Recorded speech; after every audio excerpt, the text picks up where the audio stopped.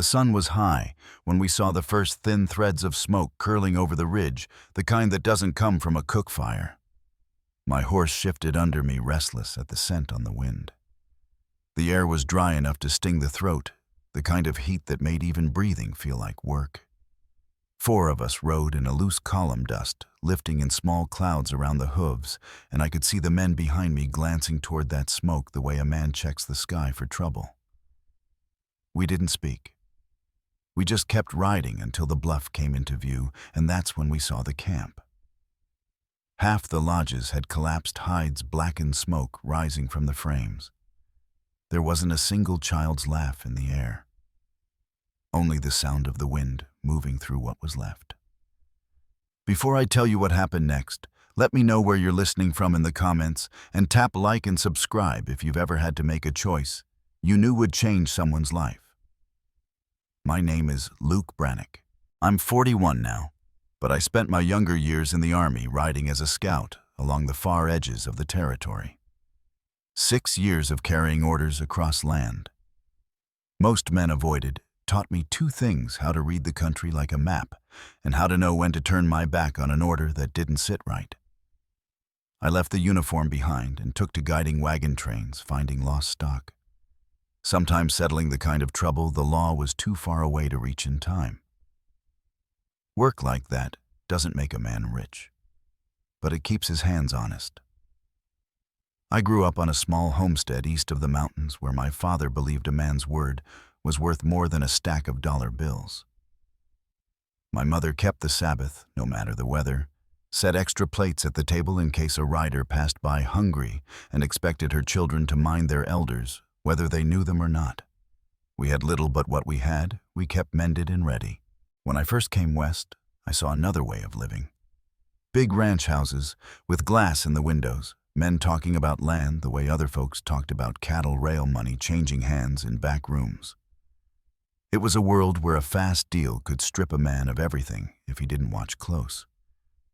That morning, I'd been sent word by an old Army contact about a small Apache settlement in trouble. I asked 3 men I trusted, Tom Fletcher, Cole Markham, and Harlan Tate, to ride with me. Not for pay, but because raiders had taken women from the camp, and that didn't sit right with any of us. When we crested the ridge, I slowed my horse and looked down. What was left of the camp was pressed against the base of the rock gear, scattered, no livestock in sight. A group stepped from the shadows, women, a few elders, and a pair of young men holding bows low. One woman came forward. She was tall, lean from work, her hair tangled from smoke and wind, a bruise darkening her temple. Her bare feet were scuffed raw from rock and dirt. She stopped a few paces from me, her gaze steady. Her voice was clear, low, carrying just enough for me to hear over the dry wind. "Save my people," she said, "and I will give you strong offspring." I heard Tom shift in the saddle behind me, but I didn't move. She wasn't making a jest. She was bargaining for the lives left in that camp. I asked her what happened. She told me 6 riders had come 2 wagons taking horses and women. She knew the trail they'd taken, knew they'd stop for water after 6 miles.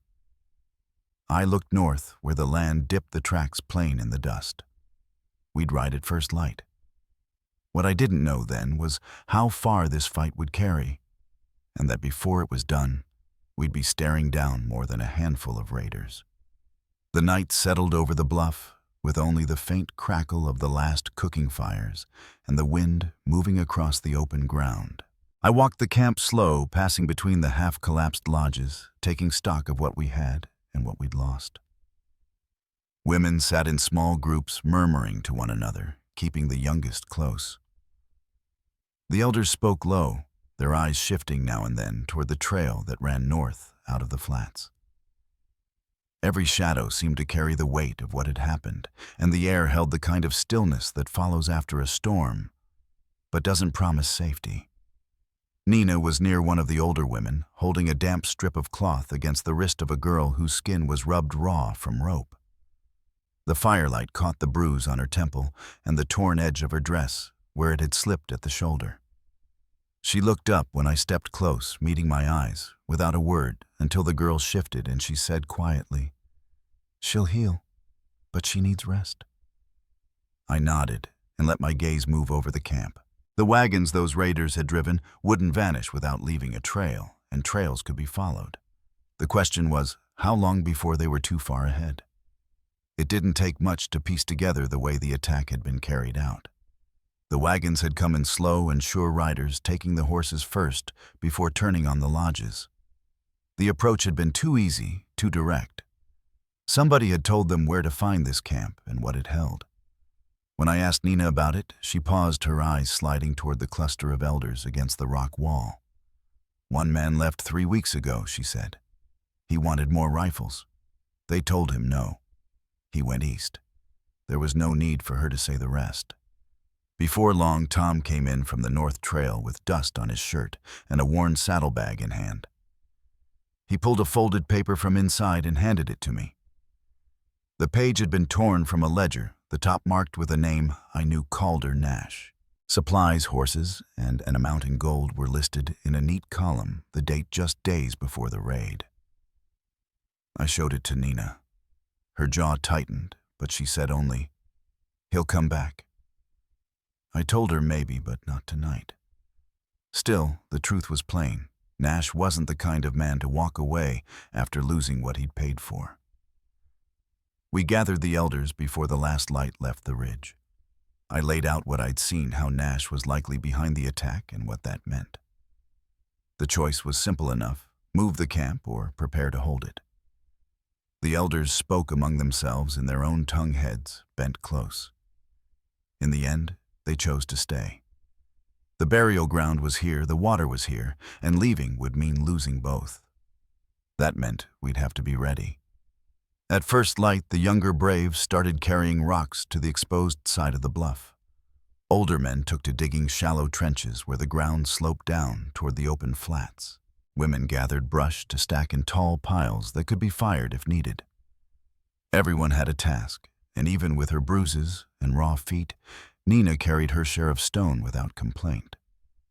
I walked the lines, showing where the wall should curve to catch a charge, marking places where a man could fire without blocking the next shooter's sight. The work was steady and quiet, the kind that built a rhythm you could feel in the camp's breathing. By mid-morning, I sent Tom and Cole to the trading post with a list: flour, salt, coffee, more ammunition, nails, rope, and canvas. They'd keep their eyes open for any word about Nash's movements. The trip there and back would take a day if nothing slowed them. But I didn't like counting on luck. While they were gone, I kept the work moving.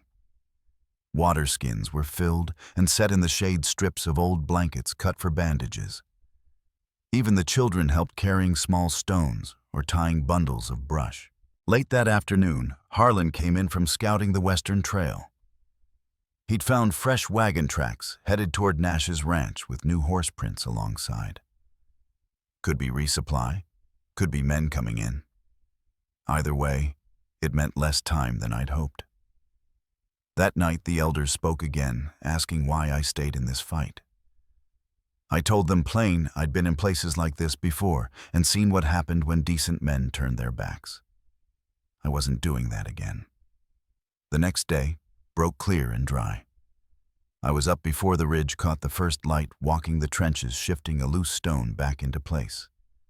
No new tracks had come close during the night, but I knew that wouldn't last. The younger braves were learning fast, packing dirt into the wall's gaps, setting brush where it would hide their movements. The camp had taken on a watchfulness, a readiness that wasn't there before. It was near midday when the sound of hooves came from the North Trail. I stepped up on a flat rock rifle across my arm until I saw Tom and Cole riding in with a pack mule behind them. Dust covered their coats, but they were upright and alert. Tom didn't waste time. "We got what we needed, but Nash knows you're here," he said. Cole worked at untying the mule's load while Tom went on. "He's paying drifters in gold, talking like he'll take back every horse and burn this camp to the ground before the month's out." I asked how many men. Tom shrugged. "Could be a dozen. Could be more if he's got the coin." That was enough to tell me this wouldn't be another small raid. Nash would come in heavier, maybe looking to scare us out before it came to blood. I called the elders again, told them what Tom had heard, and gave them the same choice: leave now or stay and fight. The oldest among them didn't hesitate. Our dead are here. Our water is here. We stay. That afternoon, the work turned harder. Sharpened stakes were set behind the trenches. Stones were stacked in baskets near the wall. Children were kept close to the back of the bluff. When I made my last walk through the camp before sundown, I found Nina at the water pots, filling them with a small group of women. She had tied her hair back, cleaned the dust from her face, but the torn strap of her dress still hung loose at her shoulder.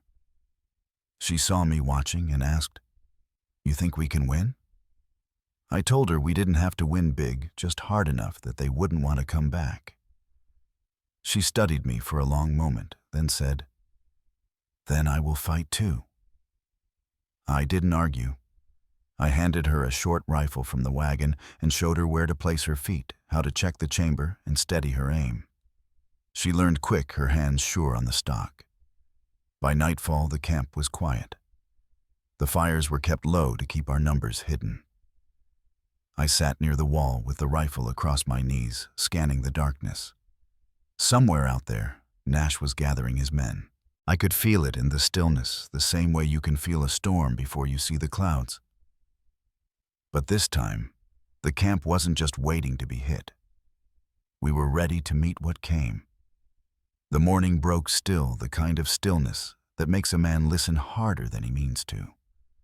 I walked the length of the wall, feeling the grit of dust under my boots, checking the stakes and brush piles one more time. The trenches were where they needed to be, the firing lines clear, and the water skins placed where they could be reached without breaking cover. On the east side, the land rolled away, in soft ridges toward the horizon, pale under the early sun. Nothing moved yet, but the air carried the weight of something coming. By the time the camp was fully awake, women were moving the children to the back of the bluff. The older men checked their weapons, while the younger braves took up positions along the wall, shifting between readiness and restless energy. I moved along the line, stopping to speak with each of them, in turn keeping my voice low and steady. I told them to breathe, keep their muzzles low until they were sure, and wait for the call. Not long after, Tom came up from the north trail. He had a way of walking fast when he'd seen something worth noting, and his face told me before his words did. "Dust may be 6 miles out," he said. "Looked like riders, but too far to count." I nodded, and that was enough for the word to move along the wall. People straightened hands, tightened on rifle stocks, and the pace of last-minute preparations sharpened. Nina crossed the camp toward me, the short rifle I'd given her slung over her shoulder. She'd tied a strip of cloth around her hair to keep it from her eyes, and the torn strap of her dress was now knotted. The bruise on her temple had begun to fade, but it was still visible. "How long?" she asked. "A couple of hours, maybe less," I told her. "You know your position?" She nodded. "By the low wall near the center, like you said." I told her to stay low, not to waste her shots, and to move if I gave the word. She met my gaze without flinching. "I will not run." Cole took the high notch overlooking the northern flats, his rifle giving him the best reach for a first warning shot. Tom stayed with me at the center, and Harlan held the far west side. The hours between waiting and fighting can stretch long, but this time they didn't. Mid-morning brought the glint of sunlight off metal, and then shapes forming in the distance, 15 riders spread in a loose line. At their center was Calder Nash, the red sash tied at his throat, easy to see against the dust. I stepped up to the wall where I could be seen. Nash and his men slowed within calling distance. "You've got something of mine," he called. "Horses, women goods. Hand them over, and maybe I'll let you walk away." I told him plain, "The horses are theirs, the women are theirs. Nothing here belongs to you." He gave a thin grin. You really think you can stop me? I don't think, I said. I know. The pause was short. Nash lifted his hand, and his riders spread wider. One man fired into the air, the sound cracking through the stillness. I told our line to hold. When the first rider crossed the shallow trench, his horse went down legs, folding hard, throwing him into the dust. Cole's rifle barked from the notch, and the man with the red bandana dropped from the saddle. I fired next, catching one who tried to skirt the trench. The air filled with the sharp crack of rifles and the shouts of men. Nina's rifle sounded from the low wall, steady and measured. I caught sight of her once reloading with quick, sure hands. The fight was quick but hard. 2 of Nash's men lay dead, 3 more wounded, and the rest pulled back, wheeling their horses out of range. Nash stayed long enough to fix me with a look that carried a promise before turning away. When the dust began to settle, I walked the line, checking each position. No one from the camp had been killed. A few had grazes or scrapes, but nothing more. Nina was sitting back on her heels, rifle across her lap, her breathing steady. When I crouched beside her, she looked at me and said, "We did not run." I nodded. No, we didn't. But I knew in my gut this wasn't over. Nash had been testing us. Next time he'd come in harder. The rest of the day was spent repairing what little damage the wall had taken and keeping the camp steady. Cole and Harlan shifted more brush into place, and the young braves drilled on reloading and firing from cover. There was a different look in their eyes now. The first fight had shaken them, but it had also sharpened them. That evening, the elders spoke to the camp by the central fire. They thanked us for standing with them, though everyone knew Nash would return. No one suggested leaving. That choice had been made in the first fight and confirmed in the second. After the fire died low, I found Nina near the bluff's edge, her rifle across her lap as she watched the dark. I told her she should rest. She said, "I will when he is gone for good." After a pause, she added, "You could leave. No one would call you a coward. This is not your fight." I sat beside her. I've walked away from too many fights that should have been mine. I'm not making that mistake again. We sat there in silence for a while, the sound of a coyote carrying from somewhere out on the flats. Nina shifted slightly, her knee brushing mine. "When this is over," she said quietly, "I want you to stay. Not for a promise I made before, for now." I looked out at the moonlit ridges before answering. "Let's get through what's coming. After that, we'll decide what staying means." For the first time that day, she gave a small, unguarded smile. 2 days passed without sign of Nash, but the quiet felt heavy, as if the land was holding its breath. We used the time to deepen the trenches, shore up the wall, and keep every water pot full. Ammunition was counted twice a day, and the younger braves drilled until they could reload without looking down at their hands. At first light on the 3rd day, Cole came down from the high-notched jaw tight. "Dust trail on the northern flats," he said. "Big one. Could be 20 riders, maybe more." I didn't waste time. Tom went to gather the elders, and Harlan checked the stakes and brush piles. Cole stayed in the notch to watch their approach.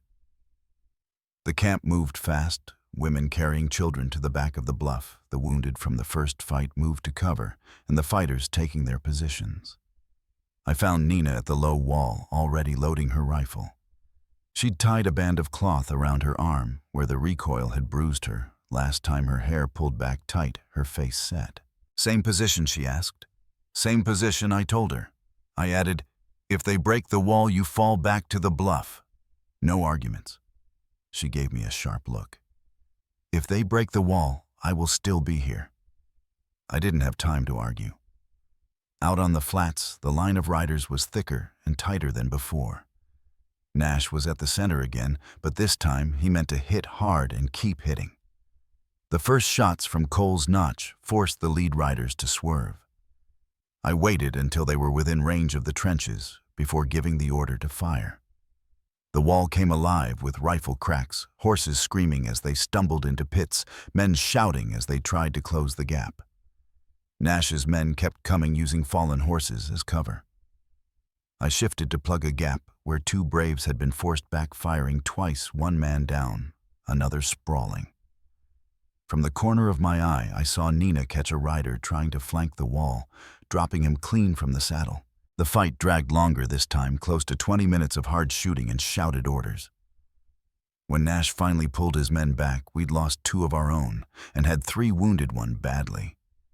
Nina came to me afterward, her face streaked with soot, her voice steady. We held. I told her we had, but that Nash would have to decide if it was worth coming back. She asked, "And if he does?" I met her eyes. "If he does, we finish it." The morning after the second fight, the camp moved slower than usual. Folks were sore from the hours spent at the wall, and the quiet carried the unease of people who knew their enemy wasn't likely to quit. I walked the bluff's edge, scanning the ridges to the north. The air was cool enough that my breath showed in faint white clouds, but I knew the heat would settle in before midday. By the time the sun reached above the ridge, I'd called the elders together. I told them plain we had 2 choices: wait for Nash to make his next move or take it from him. They didn't speak long before agreeing that ending it now was better than letting him choose the terms. We would ride for his ranch before he could bring in more men. I picked the riders myself. Tom Cole and Harlan from my own crew, plus 3 young braves who'd held steady in the last fight. Each man carried extra ammunition, water, and enough food for a long day's work. Nina came to me as I was checking my saddle cinch. "I can ride," she said. I shook my head. "If something goes wrong, someone has to lead here." She didn't like it, but she didn't argue further. We left before the heat took hold, following the broad trail that cut through open flats and low ridges. None of us spoke much. The ground was dry and hard under the horses' hooves, each step kicking up a light dust that hung in the air behind us. I kept my eyes on the line of low hills ahead, running through what might be waiting when we got there. We reached the edge of Nash's land just after midday. A few riders moved slow along the fence lines, but there was no heavy guard. I led us into a dry wash, keeping low until we circled behind the ranch house. A small corral held most of his stock. We came in fast boots, hitting dirt before the guards could do more than reach for their rifles. 2 went down before they could fire, and the 3rd dropped his gun and ran. Tom and I went in through the back door. The place smelled of whiskey and dust. Nash was at a table with a bottle, his red sash tossed over the back of a chair. He froze when he saw us, then went for the revolver at his hip. I was faster. My shot split the wood in the wall just beside his head. "You come near that camp again, you don't walk away," I told him. His jaw twitched, but he didn't try for the gun again. I nodded to Tom, who stepped forward and took Nash's pistol. Cole brought one of the braves inside to stand watch, while the others rounded up the remaining men. We sent them down the road on foot, stripped of their horses and rifles. The corral was emptied, and every mount was led out to join our string.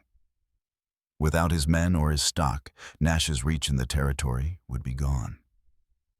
We started back while there was still enough light to make the bluff before dark.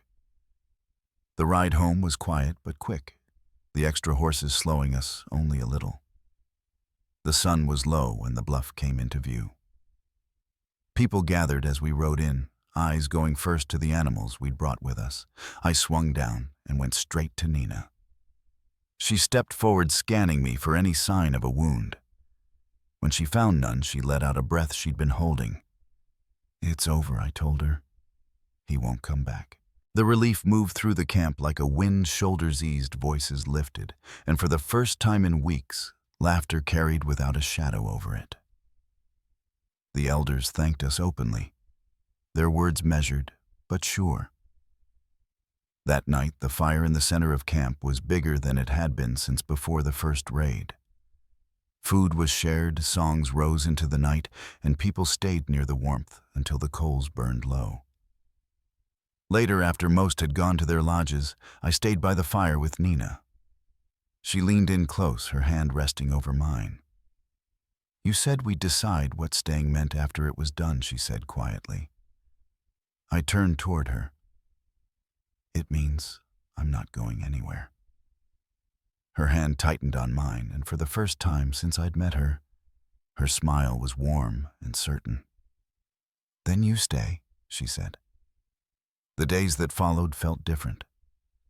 The walls stayed up, the trenches stayed dug, but the air in the camp was lighter. Folks moved about their work without looking to the ridges every few minutes. I helped rebuild the burned lodges and put a new roof on the one Nina and I would share. By early autumn, the camp was stronger than it had been before the raids. In the quiet evenings, we would sit on the bluff, looking out over the land we had fought to hold, knowing we had kept it and each other for good. The weeks that followed our ride to Nash's ranch settled into a rhythm. With the threat gone, the camp could breathe again. But we didn't take down the wall or fill the trenches. The land had taught us once that danger comes without warning. Each day started with the same sounds: women tending the morning fires, the low rumble of voices, the thud of axes splitting wood. I worked alongside the younger men, repairing the roof of the last burned lodge and checking the stock we'd taken from Nash's corral. The horses were strong, most of them, better than what the camp had before. We built a proper pen along the bluff side and set a watch there each night. Cole took to working the animals in the mornings, showing a few of the braves how to read a horse's steps and spot a hitch in its gait. I saw them learning fast, their shoulders squaring, with the kind of pride that comes from knowing you've got something worth keeping alive. Nina kept busy without being asked. She worked with the women, weaving new mats, mending clothes, and storing what supplies we had. Some days she'd come to where I was working, bringing a cup of water and standing quiet until I took it. The quiet between us wasn't strained. It felt steady, like the rest we'd fought for had settled in our bones. One afternoon, Tom rode in from the West Trail with word that a small group of traders was camped 2 miles out. They had flour salt and a few crates of dried apples. The elders agreed to trade, and I rode out with Tom to make sure it went smooth. We found them near a line of cottonwoods, their wagons pulled into a half-circle campfire smoke curling up into the blue. The man in charge was Jacob Lathrop, a wiry fellow of about 50 with a careful way of watching you while you spoke. He recognized Tom from some work years back and greeted us without hesitation. The trade went well, flour and apples for 2 of the extra saddles we'd taken from Nash's place, along with a few bolts of cloth. Before we left, Jacob leaned closer and lowered his voice. Heard talk in Red Mesa. Some men didn't take kindly to Nash losing his grip. Folks say a few of them scattered, but others might be looking to cause trouble on their own. The word stayed with me on the ride back. Men without a leader could be worse than those under one unpredictable and willing to prove themselves. I didn't mention it to the whole camp yet, but I told Cole and Harlan to keep their eyes open on patrols.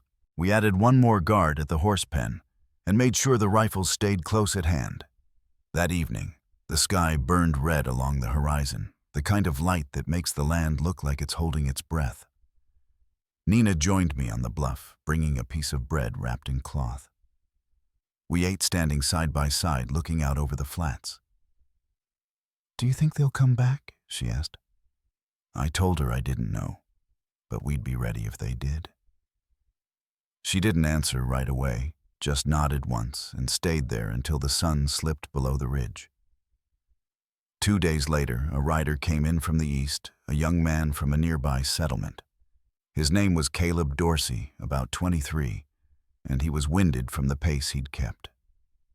He brought news that a band of 5 men had been seen heading toward the canyon pass that led into our stretch of the flats. They'd been asking questions about the Apache camp and the white man who stayed there. The elders gathered without delay. I laid out what we knew 5 men wasn't a full force, but it was enough to hurt someone if they caught them off guard. We had the advantage of the bluff, the wall, and knowing the land. The choice was whether to meet them before they reached us or wait them out. After some talk, we decided to keep our ground. The canyon pass narrowed enough that they'd have to ride in single file if they tried to come that way. That night, The camp was quieter than usual.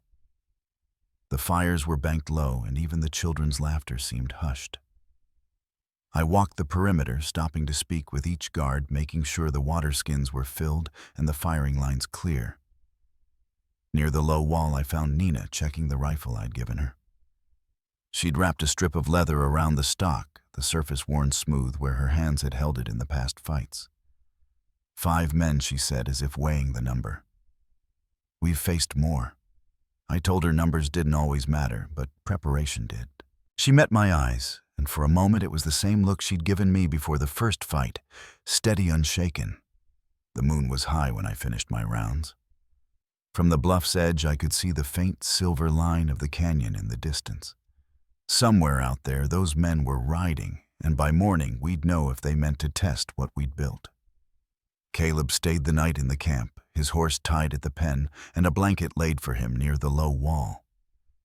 He'd ridden hard to bring word, and his shoulders slumped, the way a man's will after hours in the saddle. By dawn the air was cool, and still the kind of quiet that makes every sound carry. I walked the bluff's edge and studied the pale line of the canyon in the distance. If the men he'd seen were keeping their pace, they'd reach the mouth by midday. We met by the central fire before the sun cleared the ridge. The elders Cole, Tom, and Harlan stood in a half-circle listening as I laid out the plan. The wall and trenches were our best advantage. The pass would slow their approach, but it was the high ground here that would decide it. We split the watch, Cole on the notch above the north trail, Harlan on the west side, and Tom moving between them. I would stay at the center, where the wall dipped low enough to see the flats. Nina was already there, the rifle I'd given her cleaned and ready.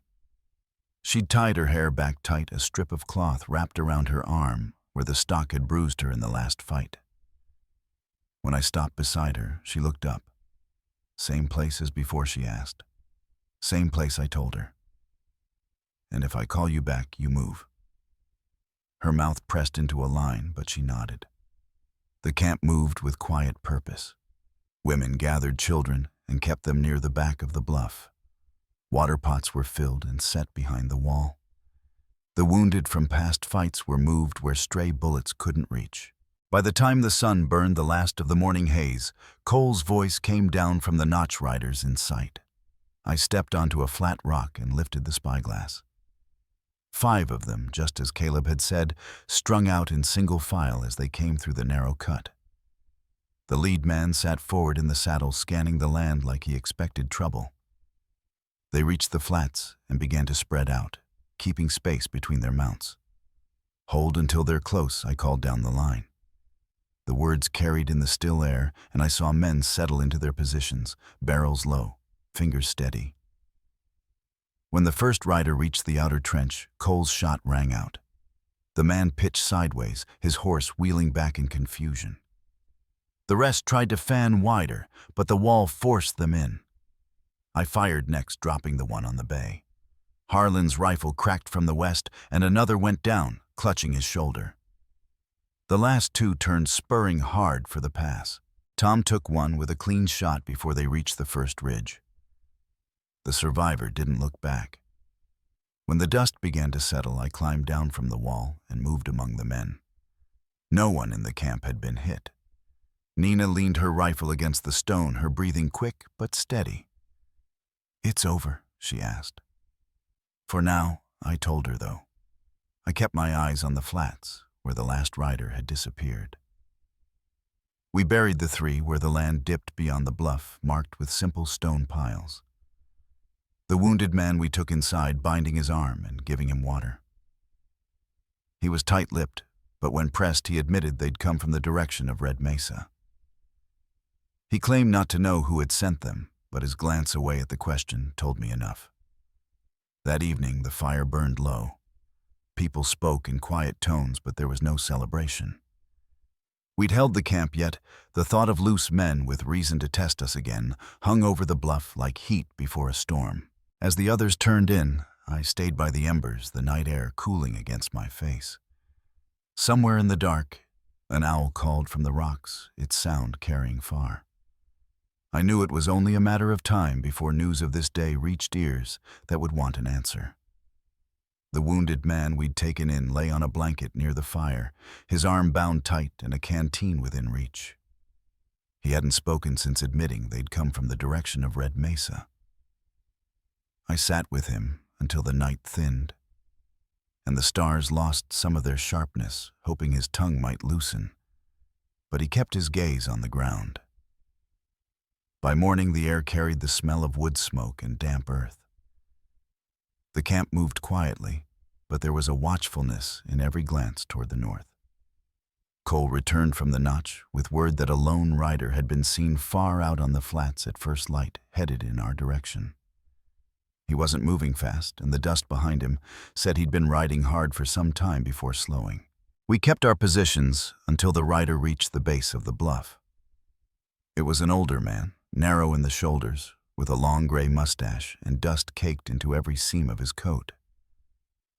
He introduced himself as Henry Costner, a freighter out of San Miguel, and said he had news meant for me. We stepped aside from the others so he could speak without raising worry. Henry told me a name I hadn't expected to hear again, Calder Nash. Word in the towns was that he hadn't taken the loss of his men and horses as final. He'd been seen in Red Mesa talking with men who made their living on the edges of the law, paying in coin and whiskey for information and muscle. Henry thought Nash was gathering for one more push this time, not to raid, but to take the camp outright. I thanked Henry for the warning and gave him water before he turned his horse back toward the trail. When I returned to the fire, the elders were waiting. I told them what I'd heard. There was no shouting or hurried talk, just the quiet understanding that the stillness we'd known since the last fight wouldn't hold much longer. We began to set the camp in order for what might come. The wall was checked from end to end. Stakes were reset behind the trenches. Water pots were filled and shaded. Cole took the younger braves out past the bluff to practice firing from a kneel and from cover drilling until the movements were quick and sure. Harlan reinforced the horse pen, double lashing the gate. Tom rode the north trail, watching for any sign of dust beyond the far ridges. Nina stayed near the center of camp, helping the women pack what supplies could be moved quickly if we had to fall back.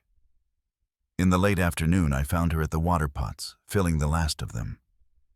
She straightened when I stopped beside her. "So it's him again," she said. I nodded. "If Henry's right, he's coming with more than before." She tightened the knot at the shoulder of her dress. "Then we finish it this time." That night, the sky was clear enough to see the pale band of the Milky Way stretching over the flats. The camp was quiet, but not at rest. Guards walked the perimeter in pairs, their shapes moving through the dim light of the low fires. I sat on the bluff's edge, the cool stone under me, listening to the faint hiss of the wind through the brush. Somewhere out there in the dark, Nash might already be riding. By dawn, a thin haze lay over the land, softening the edges of the ridges. Cole came in from the notch with a look that told me before his words did. "Dust on the north flats," he said. "Plenty of it." I climbed to the notch and took the spyglass. The line was too far to count heads, but it was moving steady toward the canyon pass. We had time, but not much. The elders gathered the children and moved them deep into the bluff's shadow. Rifles were checked and reloaded. Every man and woman who could hold a gun took their place along the wall. Nina was at her post before I reached the center, the leather-wrapped stock of her rifle resting against the stone. I looked out over the flats, the dust plume growing wider as it drew nearer. The air had the heavy stillness that comes before a storm. Behind me, the camp was silent, waiting for the first sound that would break it. Somewhere far off, a hawk cried, and then all was still again. The dust on the flats thickened until we could see the shapes moving within it. Men on horseback spread wide, closing in slow.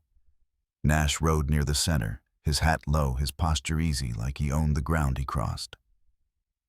We waited until they reached the edge of rifle range. The first shots cracked sharp against the stillness, sending echoes rolling across the flats.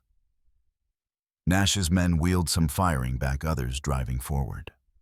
The wall held. Every post, every trench, every stone we'd set paid its worth that morning.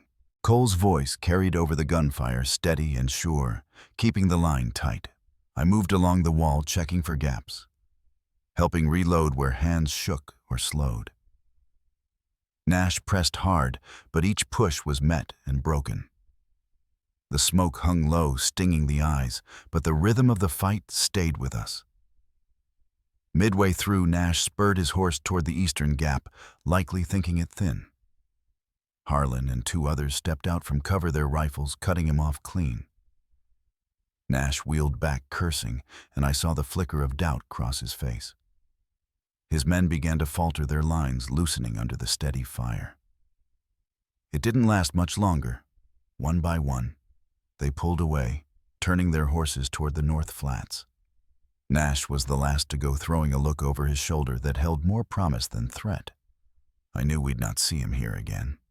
When the dust settled, the camp was quiet, but for the low murmur of voices and the sound of water being poured into tin cups. No one cheered. The work of mending began right away, setting posts back in place, binding wounds, counting the horses. By late afternoon, the camp looked near as it had before the fight, though the air still carried the sharp scent of black powder. The elders called us together, offering thanks for the defense and for the warning that had reached us in time.